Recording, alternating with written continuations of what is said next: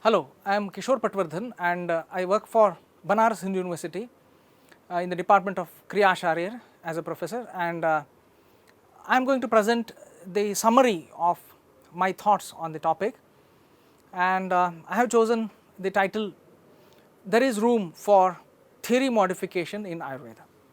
And before judging me on the basis of what I am going to talk, I urge the audience to please go through my article that was published last year in the Indian Journal of Medical Ethics titled Confessions of an Ayurveda Professor, and in this article I had retracted my past views on the subject. So basically my argument is that many assertions recorded in Ayurveda are wrong and need to be corrected. For instance, semen is not formed in the bone marrow or from the bone marrow. The union of semen and menstrual blood does not produce embryo. Etiopathogenesis of diseases like epilepsy is evidently wrong. Tubular structures carrying Vata Pitta Kapha do not exist. Process of urine formation is either erratic or incomplete.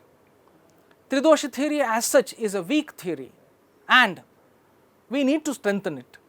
So these are my arguments, and to these arguments I have received several counter arguments during the past year. Translating Shukra as semen, Artava as menstrual blood, Rakta as blood is a wrong approach, and some people even went to the extent of calling this irresponsible approach. Western medicine and Ayurveda are two mutually exclusive independent knowledge systems, and looking at Ayurveda through the Western medicine lens is irresponsible. This is another counter argument that I received. These theories can be proven to be correct and irrefutable through Ayurveda epistemology using Nyaya Vaisheshika logic. This was another important counter argument, and clinical utility of these theories is evident and hence they are correct. So these are the major counter arguments that I have received. I have got some questions. Using Ayurveda epistemology or using the Nyaya Vaisheshika logic, show me how can you prove the existence of Vatavaha, Pittavaha, Kaphavaha, Sira. Show me how can a union of semen and menstrual blood produce Garbha. Show me how can you prove the existence of minute tubes that connect intestines with urinary bladder. Show me how can you describe the pathophysiology of anemia due to renal origin using Tridosha logic.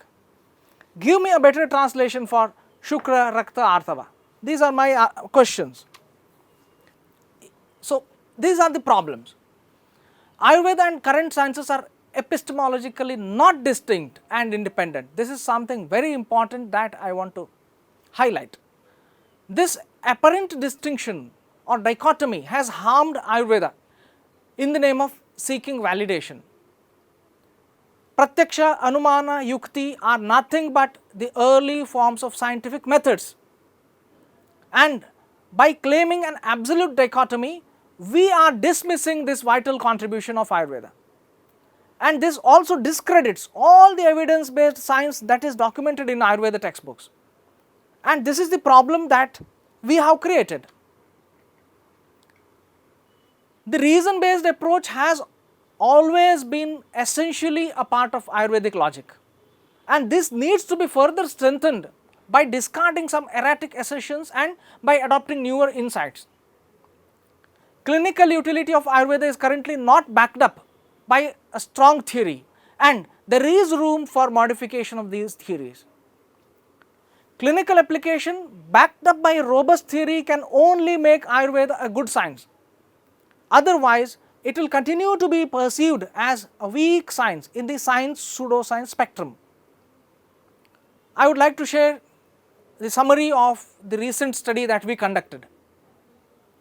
We asked around 150 physicians, practicing physicians, to identify or to diagnose a given case and then to prescribe the Ayurveda interventions and also to justify those interventions based on Ayurvedic logic, the Ayurveda pathophysiology.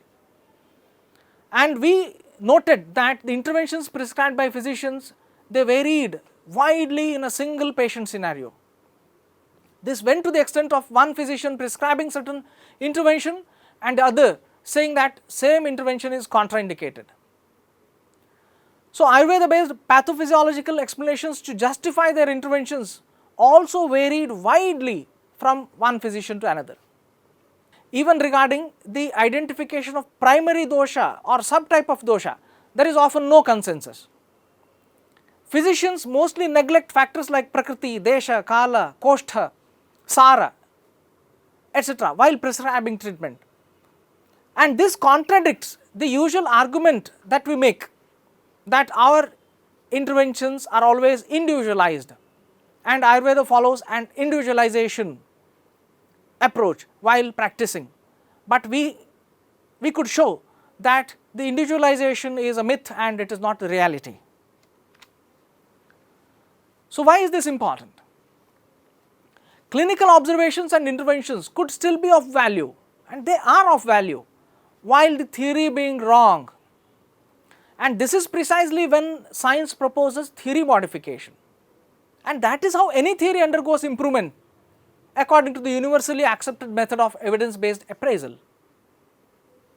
Since the scientific method was still in its infantile stage of development, the origin of such weak theories can be understood, but not the attitude of defending them in the 21st century.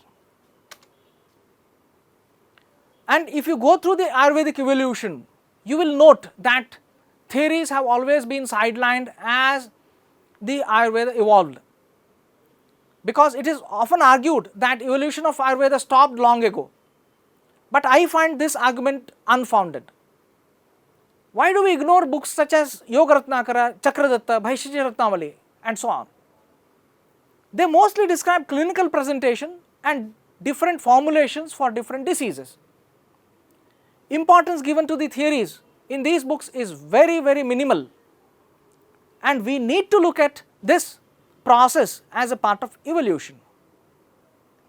Slowly the theories and speculative descriptions were sidelined and only direct observations received more attention and were retained. This is something very important, and already they have paved a path to show that how Ayurveda should progress. But unfortunately, when the institutionalization happened, we again went back to the ancient theories and speculations and so on. So yes, these are my preliminary arguments. Thank you.